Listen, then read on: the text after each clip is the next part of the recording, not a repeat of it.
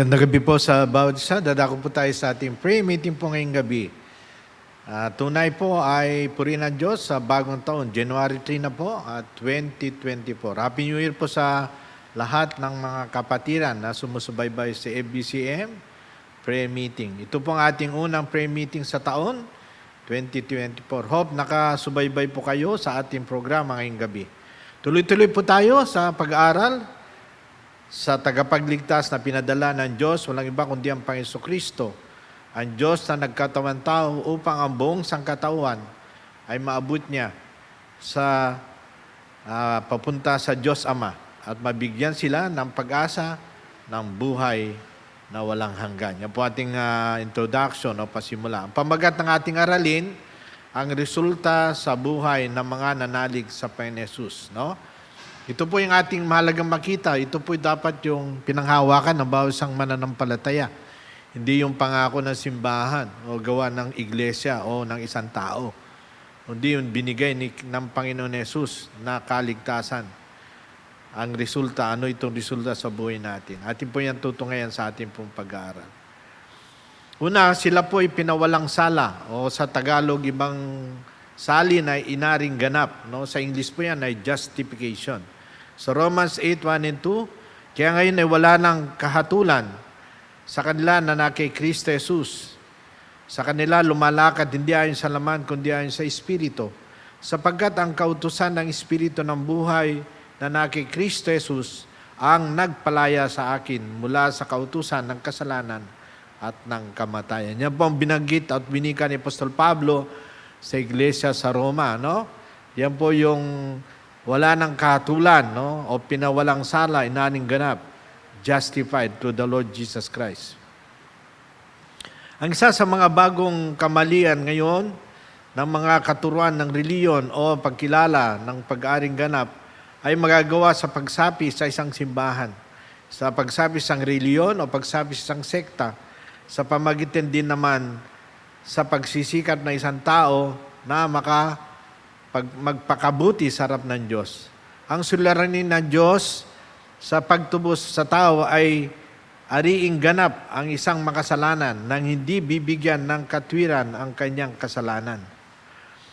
Hindi maari na ang Diyos ay makipag-ayos sa panahon ng paghatol at baliwalain na lamang ang kasalanan.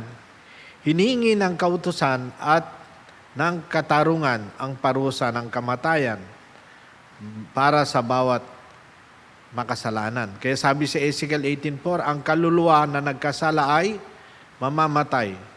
Deuteronomy 25:1, pawawalang salang, walang kasalanan at hatulan ang masama.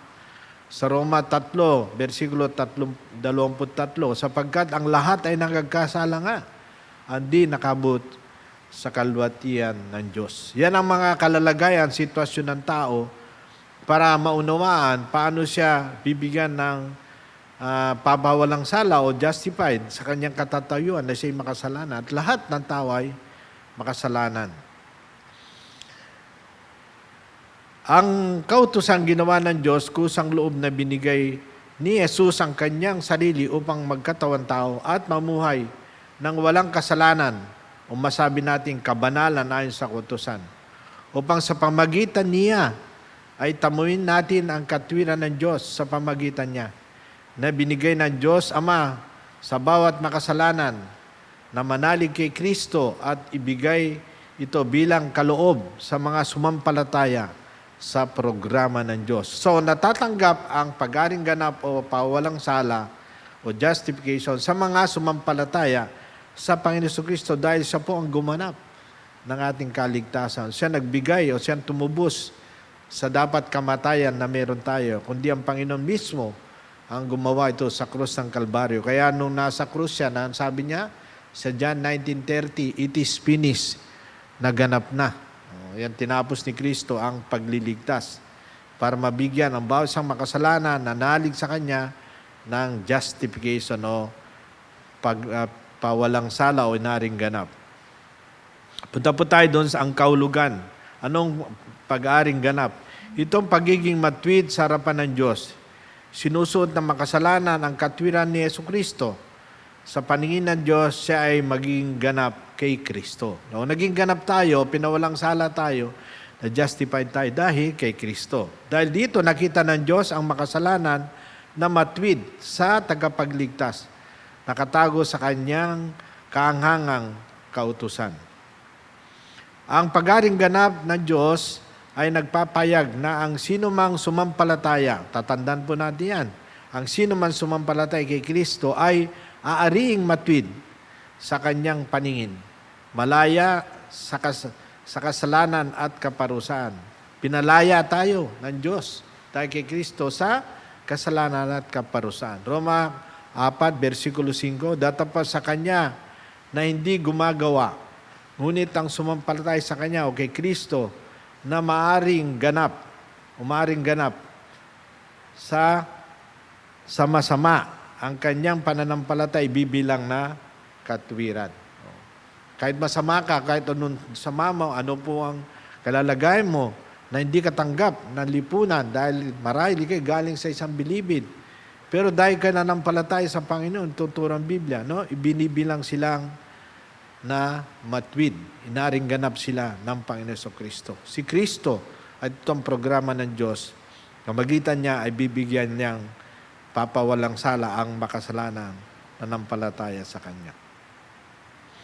Ang napapalob sa pag-aring ganap, ang kapatawaran ng kasalanan at ang pag-alis ng kaparusahan. Ito po yung napapaloob sa pag-aring ganap, no?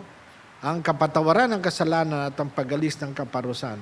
Para sa banal at matwid na Diyos, hindi maliit na bagay ang mapatawad ng kasalanan, ngunit nagagalak ang Diyos na magpatawad at maglinis ng kasamaan. Of course, yan ang hinahanap ng Panginoon. Kaya ang gusto ng Panginoon sa Luke 13:3 at saka 5, sabi niya, unless you repent, sabi ni Christ, you shall perish. Hinahanap ng Panginoon yung taong lalapit, magpakumbaba, hingi ang tawad, at kilalanin ang binigay, pinadala ng Diyos na tagapagligtas, walang iba kundi ang Panginoon Kristo. Sa Mika sa 7:8-11, wala nang ibang Diyos na tulad ko.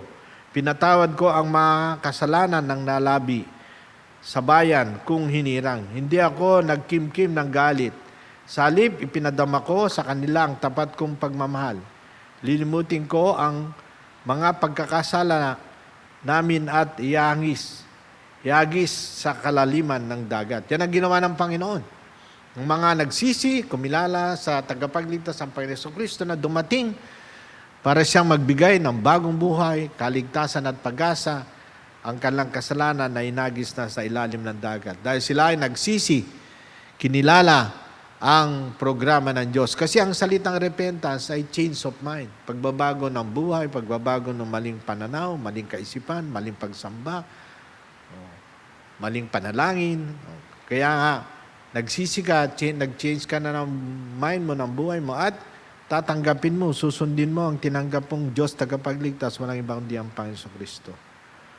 Sa Gawa 13, 38 hanggang 39, ito pong sabi ng salita ng Diyos sa aklat po ng Gawa na pinangaral ni Apostol Pablo. Kaya maging hayag nawa sa inyo, mga kapatid, na sa pamagitan ng taong ito, yan si Kristo, binabalita sa inyo ang kapatawaran ng mga kasalanan. Sino bang pwede magpatawad ng kasalanan?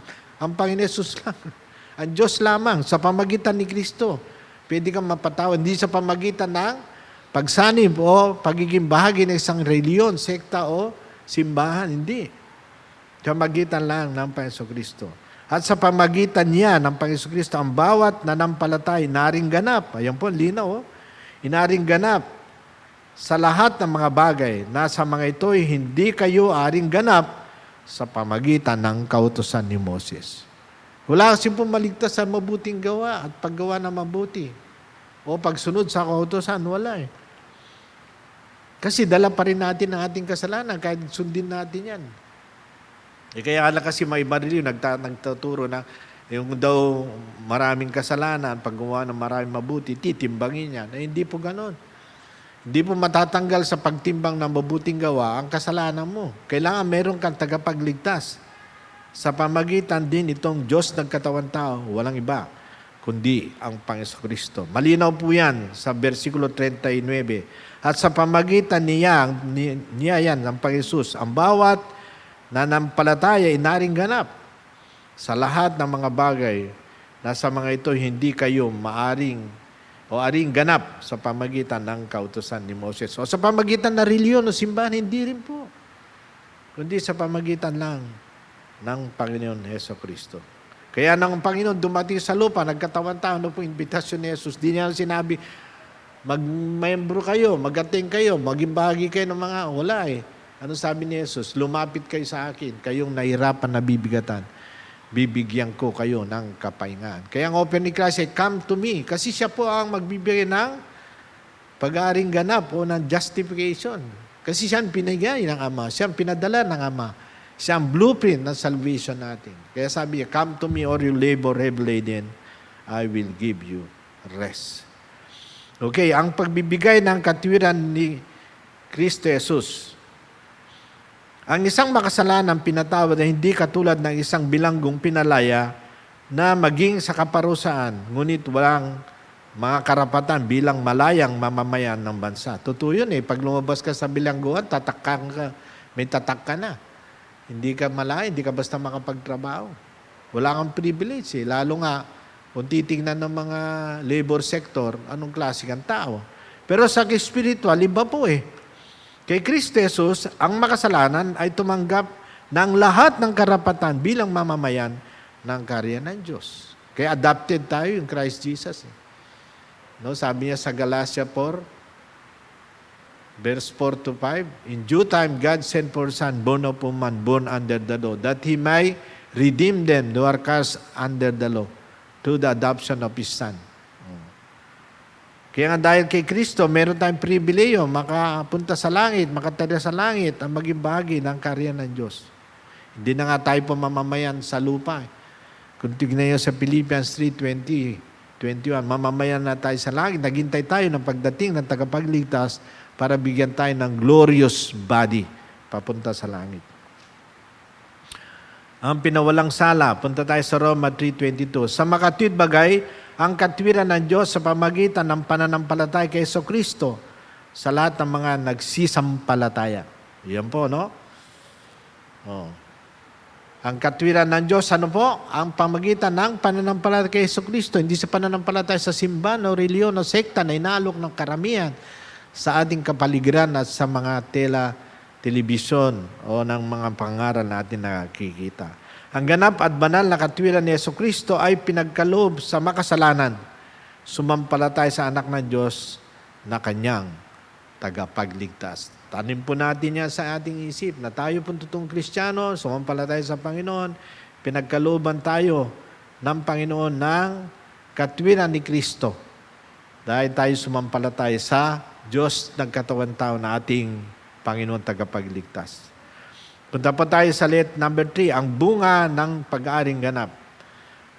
Kung kayo pinawalang sala o kayo naring ganap o na-justified, ano po yung kanyang resulta o bunga sa iyong buhay? O po, kapayapaan. No? Romans 5:1. Yaman nga na mga inaring ganap sa pananampalataya, meron tayong kapayapaan sa Diyos sa pamagitan ng ating Panginoon Kristo. Pero kung reliyon, simbahan lang, sinandalan mo, ay naku, wala yan, walang peace yan. Kasi yan ay turo at katwiran ng tao.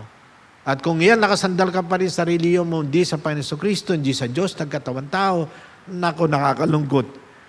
Hindi mo po matatamo ang kapayapaan. Hindi mo yan po mabibili kahit saan ka pumunta, supermarket o grocery. Yan ay binibigay ng Diyos sa mga nanampalataya. Sa bugtong na anak ng Diyos ang Panginoon Kristo. No? Meron tayong kapayapaan sa Diyos sa pamagitan ng ating Panginoon, Heso Kristo. Yan po ang mapalad na binigay ng Diyos sa atin na nanampalataya sa Panginoon Jesus. Kapayapaan ng pag-iisip sa pamagitan ng katutuan ng salita ng Diyos. Punta mo tayo sa A po. Kapayapaan ng budhi sa pamagitan ng awa ng Diyos. No? Dahil sa kanyang mercy, pinatawad tayo. Kapayapaan ng puso sa pamagitan ng pag-ibig ng Diyos. Na-feel po natin sa ating heart because God's love us. At ang pag-ibig ng Diyos yan ay walang condition.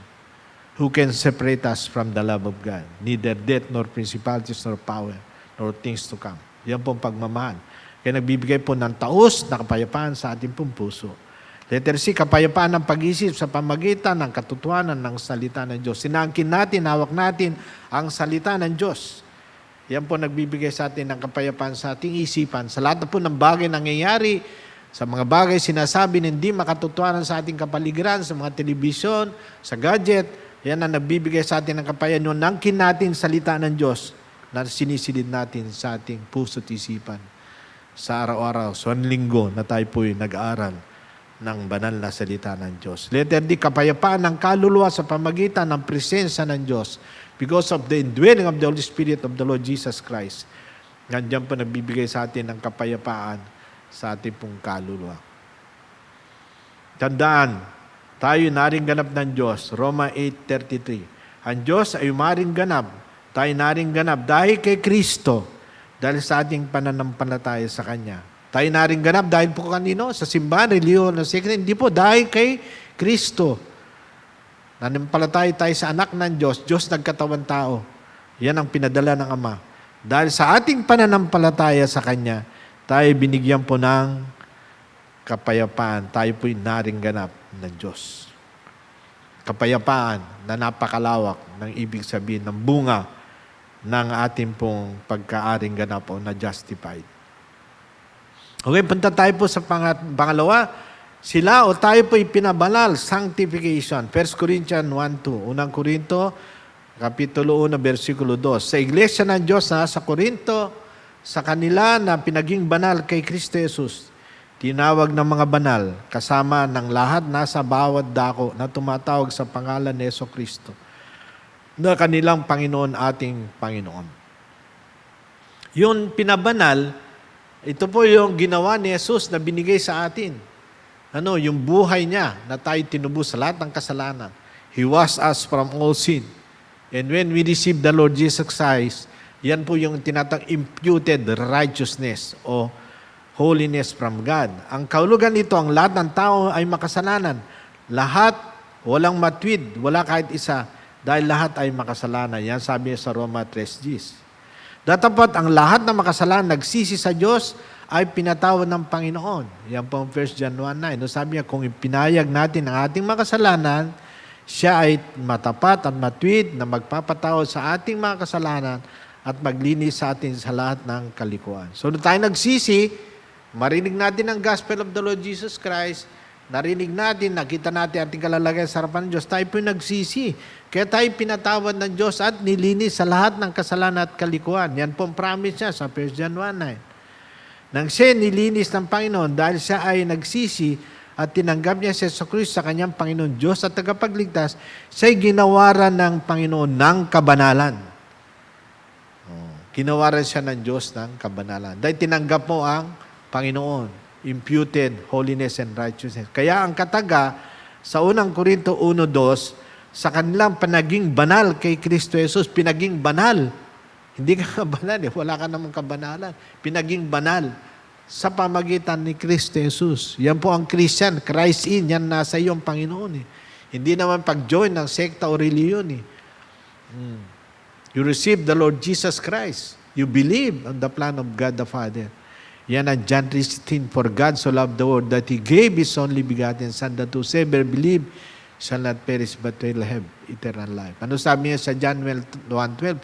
And to those who receive Him, He gave the right to become sons of God, even to those that believe in His name. Nanampalataya ka sa Panginoon, tinanggap mo si Kristo, pagtanggap mo ng aral niyo, binigyan ka ng justification, now secondly, binigyan ka ng sanctification. Ang kabanalan ito galing sa Diyos, sa lahat ng mga sumampalataya kay Jesus, pagkarinig ng Ebanghelyo, ay pinaging banal sila ng Diyos dahil sa kanilang pananampalataya. Kaya ang kabanalan at katwirang ito'y napasa lahat na nanalig sa Panginoon Jesucristo, ay dapat nilang isuot ang inilagay ng Panginoon Jesus sa buhay nila. Alam mo ba yun? Binigyan tayo ng Diyos ng kabanalan. Dapat isuot, ilagay, tamasahin, no? Ng bawat isang mananampalataya. Ephesians 4:24, ito sabi ni Apostol Pablo sa iglesia ng Efeso, isuot ninyo ang bagong pagkatao na ayon sa Diyos ay nilikha sa katwiran at totoong kabanalan. Para bang ang hirap bang magkaroon ng matuwid at kabanal na buhay? Nung hindi po tayo mananampalataya, nung nasa sekta tayo, reliyon pa, masabi ko rin yun, hindi ko kaya. Pero ngayon nasa Panginoon tayo, kaya po natin dahil sa Panginoon Kristo at sa gabay ng banal na Espiritu. Number 3, ang hiling ng Diyos na dapat din natin itong ipamuhay sa araw-araw sa kanilang buhay. Sa ating pong buhay, manampal sa mga na-convert kay Christ. No? Sa unang Pedro 1, versikulo 15 hanggang 16, ito sabi ng Diyos, ngunit kung paano ang tumawag sa inyo ay banal, magpakabanal din kayo sa inyong sarili sa lahat ng iyong pag-uugali. O hindi lang po yung pagsimba na nakadamit tayo ng puti, nakabihis ng puti. Hindi halos makakilos, makabasag pinggan. Hindi po yung hindi pag-uugali. Yung ating deportment o lifestyle.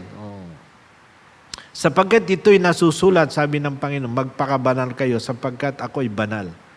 Kung hanapin mo po yan sa Old Testament, ayan po nasa baba. Leviticus 11, 44 to 45. Kasi binanggit ni Apostol Pedro dyan, ang salitang sapagkat ito'y nasusulat. Saan niya kinuha yan? Kinuha yan sa Old Testament. Diba?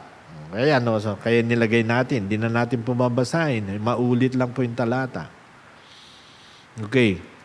Ang banal na kasulatan nagtuturo ng 3 kabanalan na dapat tinataglay ng isang mananampalataya sa Panginoon Kristo. So 3 po yan, nagtuturo ang Biblia. Una, positional holiness. Yung position mo na ngayon, na-convert ka kay Christ. Hindi sa simbahan o reliyon. Wala kayong pagmalaki ang simbahan dahil lahat na nasa simbahan ay makasalanan. Pinagmamalaki mo ang Diyos ng katawan tao. Binadala ng Ama, nanampalataya ka, nagsisi ka, tinanggap mo sa iyong buhay at lumalakad ka para sa Kanya.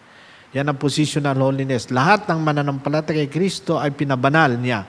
Ito ang kabanalan inilagay ng Panginoon sa lahat na sumampalataya sa Kanyang pangalan. Ulitin natin, unang Korinto 1, versikulo 2, sa iglesia ng Diyos, nasa Korinto, sa kanilang pinaging banal kay Kristo Jesus. Tinatawag ng mga banal kasama ng lahat na sa bawat dako na tumatawag sa pangalan ni Jesucristo na kanilang Panginoon at ating Panginoon. Ayan. Yan ang una, no? Positional, binigay ng Diyos pamagitan ni Jesus. Number 2, personal holiness. Ang personal na pamumuhay ay ng isang mananampalataya na may kabanalan sa kanyang pamumuhay bilang tagasunod ni Jesucristo. Yan buhay mo, sumusunod ka sa banal na kasulatan at sa gusto ng Panginoon. Dahil nandiyan ang Panginoon sa iyo, positionally, binigyan ka ng holiness. Ngayon ay, ipamuhay mo yung salita niya sa araw-araw sa iyong buhay. Unang Tesalonica 4, versikulo 3 hanggang 4. Dahil ito ang kaloob ng Diyos, maging ang iyong kabanalan upang iyong maiwasan ang pakikiapid. Na dapat alam ng bawat isa sa inyo kung paano niya iingatan ang kanyang sariling katawan para sa kabanalan at karangalan. Siyempre, nawawala yung holiness natin pag tayo nag-compromise sa mundo. Kaya sabi ni John sa 1 John 2:15 to 17, do not love the world or anything the world.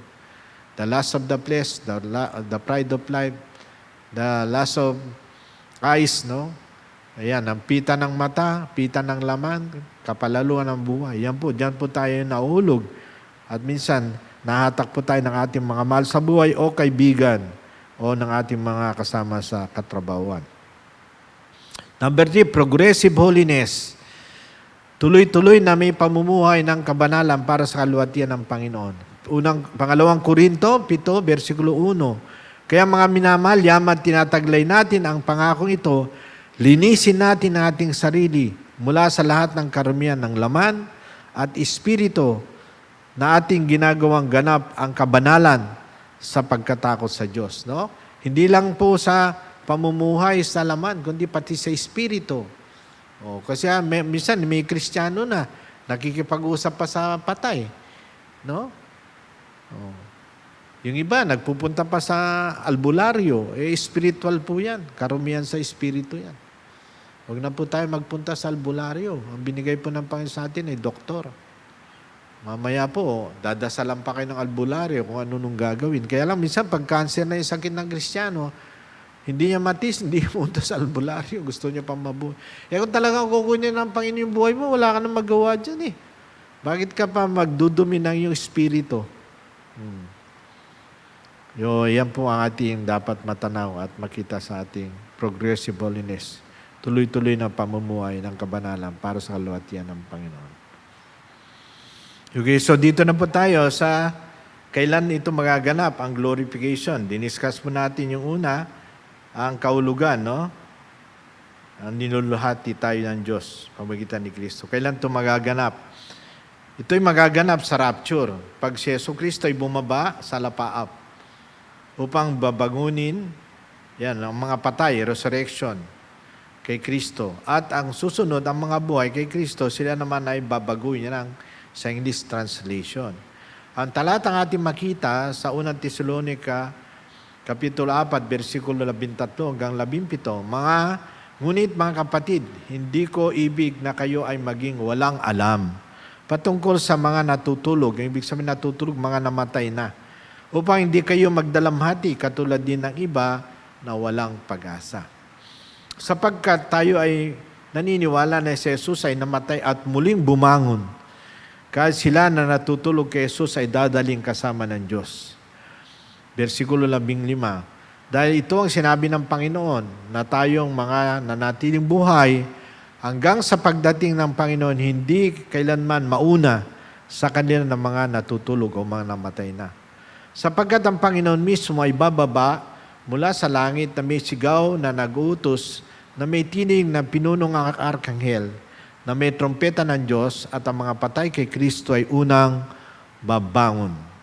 Ganyan din, tayo na nanatiling buhay ay makakasabay na agawin sa mga ulap na kasama nila para sa pagsalubong ng Panginoon sa hangin, at sa gayon paraan ay makakasama natin ang Panginoon kailanman. Yan po ang rapture. No? Doon ang glorification. Mag-change yung ating body.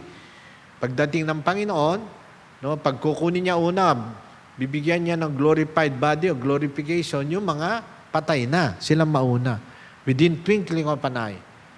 Yan ang tinatawag na resurrection of the believers. Bibigyan sila ng immortal, glorified body. Tapos yung mga buhay naman, ay tinatawag na translation, no? Babaguin. Yung isa, babangunin. Okay, paano gagawin ito ng Diyos? Sino ang gagawa? Ayon sa talatang ito, makita natin ang paggawa ng Panginoon Jesucristo. So, napag-aralan natin kailan, no, sa rapture, at sino ang gagawa, paano gagawin ito ng Diyos. Ayon sa talatang ito, makita natin ang paggawa ng Panginoon Jesus o Panginoon Jesucristo. Siya ang tagapagligtas natin, siyempre. Kaya hindi natin pwedeng mag-rely na iligtas tayo ng simbahan, no, na sekta o reliyon. Kasi hindi naman yung magbibigay ng glorification sa atin, ng justification at sanctification. Ito, tingnan natin sa Philippians 3:20-21. Sino magbibigay sa atin ng glorification o nilulhating katawan? Philippians 3:20-21. Subalit ang ating pagkamamamayan sa lahat ng believers, hindi na po tayo taga-lupa, ay nasa kalangitan. Mula roon ay ating ding hinihintay ang may pananabik, ang tagapagligtas. Sino? Ang Panginoon Jesucristo. Siya ang magbabago ng ating hamak na katawan upang maging katulad ng kanyang malulhating katawan. Glorious po yan. Glorious kaya glorified. Malulhating katawan ayon sa kakayahan niyang gumawa kahit ang pagsupil niya sa lahat ng mga bagay para sa kanyang sarili. Sinong gagawa? Ang Panginoon Kristo. Walang simbahan, walang iglesia o denominasyon na magmamalaki. Kundi ang Panginoon, siyang magbabago sa ating hamak na katawan upang maging katulad ng kanyang malulhating katawan, katulad ng kanyang glorious body. Yan po. Malinaw po ang katotohanan na tinuturo ng Biblia. Okay, tignan natin mga kaganapan. Una, binigay na sa atin na kaligtasan ng Panginoon ay package deal po yan. No? Nandun tayo niligtas, binigyan tayo ng pinawalang sala, justification, inaring ganap. Pangalawa, pinabanal, naging banal kay Kristo, sanctification. Tapos pangatlo, nilulhati ng Panginoon Kristo. glorification. Yan po ang mga kaganapan. Conclusion, application. Sa Genesis chapter 2, 1-4, pumunta ka sa bayan, ituro ko sa iyo. At sumunod nga si Abraham sa utos ni Yahweh. Natasan ang kaibigan ko si Janice na maging manager ng buong departamento nila. Nalula siya sa responsibilidad dahil ilang taon pa lang siya sa kumpanya. Nanalangin siya sa Diyos at pakiwari niya, nais ng Diyos na tanggapin niya ang bagong tungkulin sa kanya. Pero may takot pa rin siya at kaba. Hindi niya ito kakayanin. Sabi niya sa Diyos, paano ito gayon kaunti lang ang karanasan ko. So nag-pray siya, sinabi niya sa Panginoon, paano ito Panginoon? Kaunti lang aking experience, no? Bakit mo ako ilalagay dito para lang mabigo? Nagtatanong siya sa Panginoon sa prayer.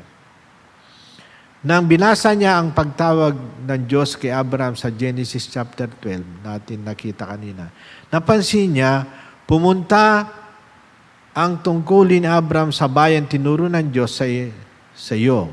Sumunod nga si Abraham. Kakaibang desisyon ito noon panahon yon. Pero hingi ng Diyos ang tiwala ni Abraham. Isama ang pamilya, iwan ang lahat ng bagay na pamilyar sa kanya. At ang Diyos na ang bahala sa ibang bagay. Pagkakakilanlan, gagawin kitang malaking bansa, pangangalain kita, pagpapalain ka, reputasyon, gawin kong dakila ang pangalan mo. Yan po yung layunin. Magiging pagpapala ka sa maraming tao sa mundo. Marami ring siyang nagawang mali sa pagdaan ng mga taon, pero dahil sa pananampalataya, sumunod. Pumunta kahit hindi niya alam kung saan siya pupunta. Yan po sa Hebrews 11:6. Nakaiga ng mas malalim si Janice. Sinabi niya sa akin, hindi ko kailangan alalhanin ang pagtatagumpay sa trabaho. Kailangan ko lang magtiwala sa Diyos na tulong sa akin gawin sa trabaho ko. Habang patuloy tayong binibigyan ng Diyos ng pananampalatayang kailangan natin, naway mamuhay tayong buo ang ating tiwala sa Diyos. May mga inaalala ka bang tungkol sa mga responsibilidad mo? Paano kang hikayatin ng Diyos na magtiwala sa Kanya? Panginoon, dito po ang dapat nating sabihin sa Panginoon, sinusuko ko po sa inyo ang lahat ng takot tungkol sa pagtatagumpay sa mga responsibilidad tong 2024. Kasi nasa taon na po tayong 2024, tulungan mo po ako. No? Anong kailangan natin? Suko po ang takot natin, ang mga responsibilidad, tungkulin at pagtatagumpay na ating harapin sa Diyos. Dahil siya po ang ating kasama, siya po ang nagligtas sa atin, siya nagbigay ng buhay na walang hanggan at nagbigay sa atin ng pag-asa. Purihin po ang Panginoon sa gabing ito, dako po tayo sa prayer time. Panalangin natin muna po ang ating pong iglesia, ating mga kapatiran, ang ministeryo ng First Baptist of Manila, ang mga mission at missionaries, at mga Bible School, para ng Biblia. Yan din po, Panginoon, ang mga programa sa loob po ng isang linggo. Tayo po'y manalangin. Amang banal, pinupuri ka namin sa iyong banal na salita na tunay ang kaligtasan ay binigay niyo sa amin pamagitan pa Hesus Kristo, hindi ito sa aming gawa o gawa ng simbahan dahil hindi kami karapat-dapat sa mga bagay nito. Salamat sa iyong pag-ibig, sa iyong kabagan, at sa iyong biyaya na kami tinawag niyo sa pananampalataya sa Panginoon Hesus na marinig namin ang Ebanghelyo ng Panginoon. Pinapanalangin namin po ang First Baptist Manila sa kanyang pong mga activity, lalo na sa linggo, sa early morning worship, sa Sunday school, sa bawat tagapagturo at bawat department, at bawat bata at estudyante na mag-attend. Tulungan niyo sila, ingatan niyo sila, gabayin niyo silang matuto, lumago, tumibay sa kanilang buhay spiritual. Maging ang mid-morning worship service, pangunaan niyo po ang speaker, ang iyo pong tagapanguna, ganun po ang choir. Pagpalain niyo po ang bawat isa. Maging sa Vespera sa gabi, pangunahin si Pastor Natita sa pagtuturo niyo po ng mga doktrina na patuloy lumalim, tumibay at matuto ang aming mga personal na buhay spiritual para kami maging matatag at tumayo sa katotohanan. Salamat, Panginoon, sa mga weekend ministry ng church, maging sa mga Bible study na pinapangunahan ni Pastor Nasita sa abroad, sa Qatar at sa Amerika. Gandi kay Pastor Boy at Sister Sally, tulungan niyo pong bawat isa na lumalabas, nagtuturo. Gandi po, Panginoon, sa aming binuksan niyo pong outreach dito po sa dako po ng San Mateo na ginagawa ito yung Sabado ng umaga at ganoon din po sa dako ng Muntalban sa alas 10 po hanggang alas 12. Salamat din, Panginoon, sa binuksan niyo pong gawain niyo sa UP Bliss sa pagtuturo sa mga bata tuwing Sabado. Salamat sa napagkaisahan ng mga kapatiran at ng iglesia. Sa panguna ni Pastor Nasita, magkaroon na po ng regular worship service sa hapon po ng linggo tuwing alas 3 hanggang alas 5. Panganahan niyo po ang inyong mga tagapagturo sa paggamit niyo kay Brother Bong, kay Brother Orly at kay Brother Edmond, Panginoon, sa pagsamba po na gagawin na po sa UP Bliss tuwing Sunday. Tinatalagan namin at hingi ng tulong at gabay, patnubay nyo ang aming Thursday class na magtutuloy po bukas sa mga estudyante na nag-aaral at umahayo at gusto magpagamit. Salamat sa mga pastor kasama namin, maging si Pastor Jess, Pastor Boy, Pastor Ken, at ang mga estudyante, maging kay Pastor J at Pastor Nestor, maging kay Brother Bart at Brother Orlan at ng iba pa na amin pong nakakasama. Tulungan niyo po ang aming pagtuturo at pag-aaral.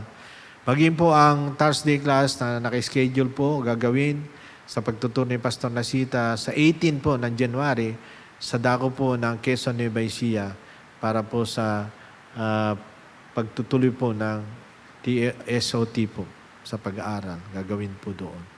Ingatan niyo po yung mga lingkod at bawat manggagawa, missionary, pastor po dito po sa local church, sa local na iglesia, dito po sa area po ng Luzon, Visayas at Mindanao. Salamat sa kanilang pagpapagal at buhay. Tulungan niyo sila, bigyan niyo silang sapat na katalinoan, protection at divine guidance. Maging po sa mga missionaries abroad, salamat din po sa kanilang pagpapagal at paghayo sa kanilang katagal. Maging si Pastor Morales na sa Tel Aviv, sa Israel, sa kabila ng magulo. Alam ko kayo nag-iingat sa kanya. Maging kay Pastor Sidet Nut, nasa Cambodia, salamat sa kanyang report, sa kanyang ministeryo doon, at sa kanyang pagpapagal. Kaya rin po magpatibay sa kanyang buhay at pamilya, at gawain naway magbunga pa ng maraming mananampalatay yung gawain niyo sa Phnom Penh, Cambodia. Maging gawain sa Thailand, nagpalain niyo, Panginoon, gawain niyo po sa Sri Lanka, ganun po sa iba pang lugar, Southeast Asia. At sa dako rin po, Panginoon, ng Africa, na meron kami mga missionary sa lugar po ng Tanzania, sa lugar po ng Uganda at Mozambique. Ganun po sa Haiti, na meron kami rin pong missionary sa South Pacific. Tulungan niyo rin po, Panginoon, ang mga kapartner namin, mga Bible School sa Luzon, Visayas, Mindanao, at ganun din po, mga nasa abroad, lalo sa Amerika, mga nanindigan sa fundamentalism at Trinitarianism, mga seminary, mga Bible school at churches na amin pong kapartner. Tulungan niyo po magpatuloy sila, maging matatag sa lahat ng mga dinadanas nilang pagsubok at problema. Pinagpe-pray din namin, Panginoon, ang mga activity ng church sa mga Dorcas, sa young people. Pangunahan yung bawat isang nag-handle at katwang na po nila, maging si Brother Jeff Tabak na lumawak siya sa young people. At ganoon din po ang senior citizen na magpatuloy na na-schedule ito sa February. Pangunahan din si Brother Andre, Panginoon, sa pag-handle ng mga senior citizen. Pinapag-pray din namin, hiniling din namin yung patnubay gabay sa aming mga senior na meron na rin po mga karamdaman, lingering disease. Tunay yung kaaliwan, yung provision, yung divine guidance, siya manguna sa bawat family na nakakaramdam sila, Panginoon, ng stress at ng hirap sa kalalagayan. Tulungan niyo sila at kayo po ang mag-provide ng needs and comfort. Pinagpapay din namin, Panginoon, ang mga activity namin, mga Bible study ring, ginagawa ni Pastor Nasita sa dako ng Sikatuna, sa mga pulisuman na inandil niya tuwing Sabado rin, Panginoon. Tulungan niyo po siya. Pinagpapay namin ang bawat isang believer, member po ng church ng FBCM. Magamit po ang aming labi at buhay sa pag-share ng gospel. Lalo na sa opportunity, meron kami sa aming mga unsaved loved ones, friends, neighbors, at kasama po sa work at mga kasamang estudyante. Kayo pong magpala sa amin, bigyan ng burden na aming puso to bring the gospel to the lost. Pinapanalangin din namin, Panginoon, ang aming bansa, aming Pangulo, President Bongbong Marcos Jr., tulungan niyo po siya. Sampu ng kanyang pamilya, bigyan sila ng kalakasan, magandang kalusugan. Tunay, bigyan siya ng wisdom at knowledge sa patuloy na paghandle ng aming bansa sa maraming problema ang hinaharap. Pangunahan niyo rin po mga sekretaris niya sa bawat department na maging kagamit-gamit sila, lalo sa DA, ang food production, ang Department of Justice sa mga nangyayari at problema na harap, sa Department ng DILG sa maraming kaguluhan at mga problema sa prostitusyon at abuse ng mga kabataan at drugs, Panginoon. Bigyan po ng tatag ang mga kapulisan. Ganun po ang Department of Justice sa mga NBI. Tulungan niyo rin po, Panginoon, ang aming bansa sa mga migrate, ang mga OFW, na patuloy kumilos po ang aming mga secretary sa Foreign Affairs at sa Migration, Panginoon. Pangunahan niyo rin po ang aming bansa sa Peace and Order na meron kami sa Luzon, Visayas, Mindanao, lalo sa West Philippine Sea na inaharap namin ang malaking banta ng kaguluhan dyan po sa West Philippine Sea. Naway mapanatili ang peace and order ng aming Department of National Defense, lalo ang Philippine Navy at ang Coast Guard. Pinagpe-pray din namin, Panginoon, ang mga problema na nangyayaring power interruption sa Panay Island na tunay nagkaroon po ng problema ngayon. Malaking setback ang pagkawala ng kuryente, ang Guimaras, Negros, Iloilo, at bawat lugar po na naapektuhan ng walang kuryente. Tulungan niyo po ang aming national power na mabigyan solusyon nito at lalo na ang aming pong gobyerno. Pangunahan niyo rin po, Panginoon, ang pagbalik aral at pag-eskwela ng mga estudyante namin at mga adjustment gagawin, maging mga balik trabaho ng aming mga mahal sa buhay at kapamilya at membro ng FBCM sa kanilang pagbalik sa kanilang work, sa kanilang business. Kayo po ang magpala. Salamat, Panginoon, sa tulong ng aming government na patuloy mapatakbo ang aming gobyerno na may kaayusan. Pangunahan niyo po maging aming barangay, ang Project 6, at ang aming syudad, ang Quezon City, na mapanatili din po ang peace and order sa aming kapaligiran. Pinupuri ka namin, Panginoon, sa demokrasya meron kami, sa kalayaan magsamba, magbahagi ng banal na salita, at sa privilege na dalhin ang gospel of the Lord Jesus Christ sa lahat ng lugar, saan man po kami mapunta, at magkaroon ng pribileo ang iyong pag-ingat, kapangyarihan, gabay sa aming hingi at pagtulong sa aming puring bansa, dakilang Diyos. Dahil ito aming dalangin, may papurit pagpasalamat sa tanging pangalan ng aming Diyos, Panginoon tagapagligtas, ang Panginoon Jesus, at sa gabay kapangyarihan ng banal na Espiritu. Amen.